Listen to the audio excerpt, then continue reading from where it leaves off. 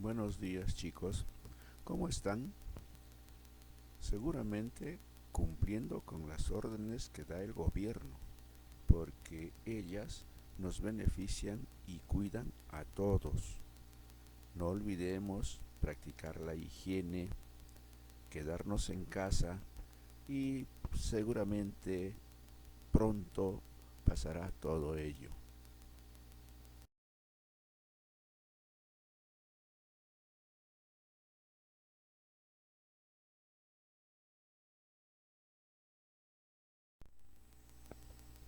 En la clase de hoy vamos a tratar sobre los tejidos animales y vegetales. Recuerden que los tejidos orgánicos, estamos hablando en este caso, vienen a ser el conjunto de células semejantes en cuanto a forma, por ejemplo, que van a cumplir una función determinada. No olvidemos que así como nosotros tenemos células y tejidos, las plantas, los vegetales, también tienen células y tejidos de modo semejante en cuanto a su función, como vamos a ver más adelante. Este gráfico nos permite observar algunas de las clases de tejidos vegetales. Podemos, por ejemplo, observar el tejido epidérmico, aquel tejido que se encuentra en la superficie, por ejemplo, de las hojas, en donde pueden ver ustedes a manera de dos aberturas de color casi rojizo, que se llaman estomas, a través de los cuales la planta expulsa líquidos y también sustancias gaseosas. También podemos ver otras,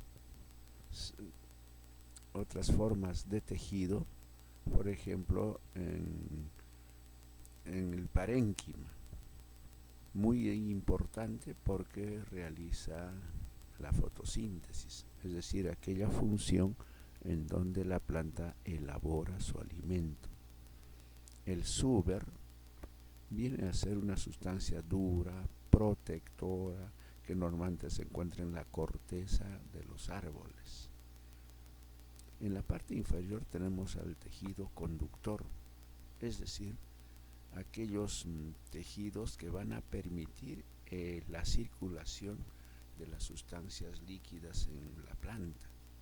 Deben recordar ustedes que de las raíces ascienden sobre todo sales minerales y agua, y que deben circular y llegar hasta las hojas, porque en ellas se van a convertir en sustancias ya elaboradas.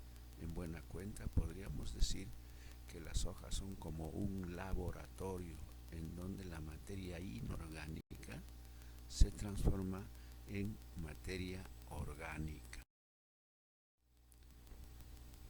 Este gráfico nos ayuda a identificar las diferentes clases de tejidos vegetales. Noten ustedes, en principio están los meristemáticos, tejidos dérmicos, tejidos fundamentales y tejidos vasculares. Los meristemáticos, cada uno de estos cuatro tienen funciones, diríamos, específicas. En general, el meristemático, por ejemplo, permite el crecimiento de la planta. El dérmico permite la protección de dicha planta. Y los tejidos fundamentales sirven para realizar cambios tan importantes como puede ser la fotosíntesis. Y los vasculares, que sirven para permitir la circulación. Por ejemplo, el xilema asciende de las raíces a las hojas, llevando lo que se llama la savia bruta. En las hojas, esta savia bruta se convierte en materia orgánica, como dijimos anteriormente, y se traslada a través del floema, ya como savia elaborada, y que se va a distribuir a todas las partes de la planta. En este cuadro sinóptico ya podemos ver a los tejidos animales. Noten ustedes también los que van a protegernos, que viene a ser el tejido epitelial, el conectivo, que va a estar en la parte interna de nuestro cuerpo uniendo, por ejemplo, huesos, manteniendo en su lugar a los órganos, el muscular, que nos permite el movimiento, y finalmente el tejido nervioso, de gran importancia y que en la especie humana ha evolucionado muchísimo, que nos hace diferente de otros seres vivos, animales. Volviendo, en el tejido epitelial podemos tener algunas subdivisiones, algunas clases, unas que van a recubrir, por ejemplo, que es el de revestimiento, van a segregar sustancias, que es el glandular, y que van a permitir también a la planta reaccionar frente a estímulos externos, sobre todo, que es el sensorial. Quiero repetir, estamos hablando de los tejidos animales. El glandular, voy a retroceder un poco, es muy importante porque nuestras actividades se desarrollan en realidad en una coordinación del sistema nervioso y el glandular.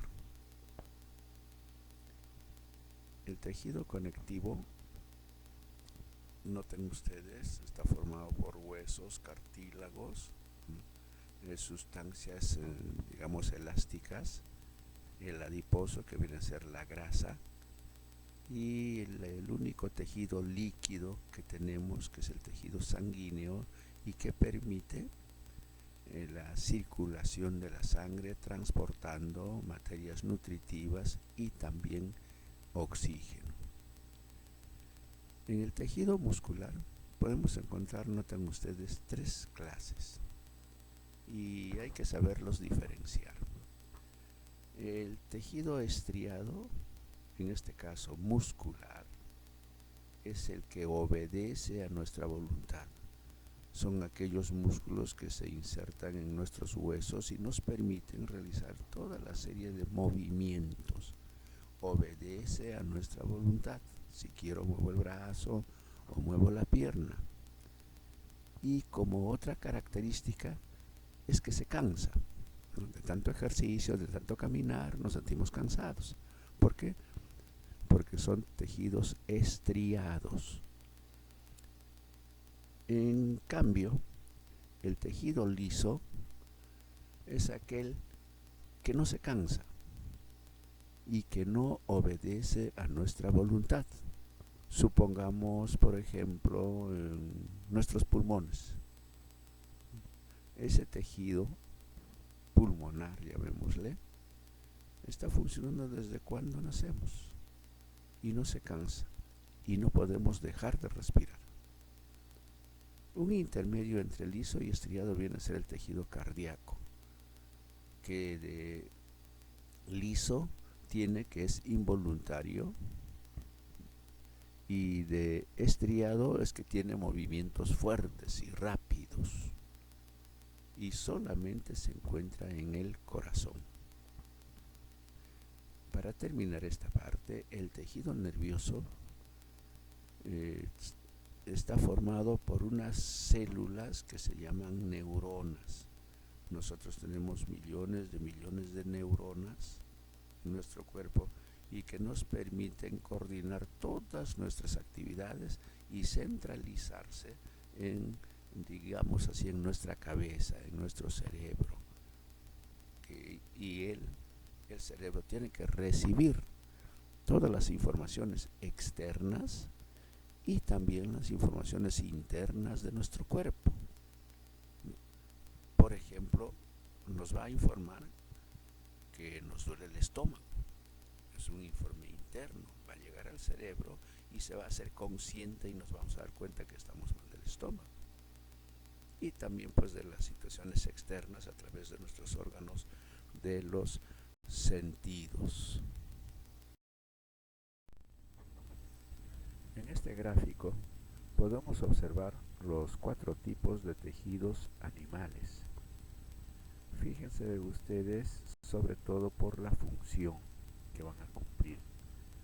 El tejido conectivo, por ejemplo, va a unir, por decir por ejemplo huesos, mantener ciertos órganos en el interior de nuestro cuerpo de unión.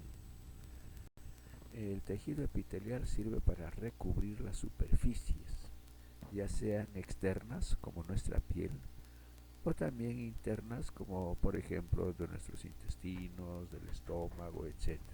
Recubrir superficies. El tejido muscular especialmente sirve para producir movimientos porque goza de una característica muy especial que es la, diríamos, de estirarse y contraerse. De tejido muscular vamos a encontrar hasta 3 clases: lisos, estriados y cardíacos. Entiendan esto por un instante. Los tejidos lisos son aquellos tejidos de color blanquecino que no se cansan ni obedecen a nuestra voluntad. Supongamos, por ejemplo, la del estómago o la de los pulmones. Nosotros no podemos ordenar a que funcione o deje de funcionar nuestro estómago. No obedece a nuestra voluntad. Esos son los tejidos lisos.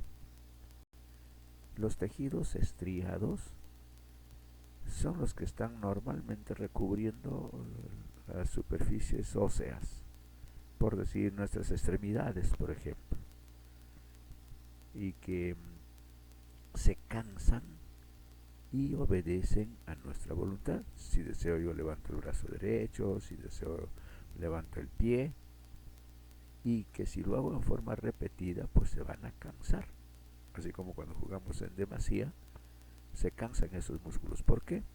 Porque son estriados. Y hay un tercer tipo de músculo que se llama cardíaco y solamente se encuentra en nuestro corazón.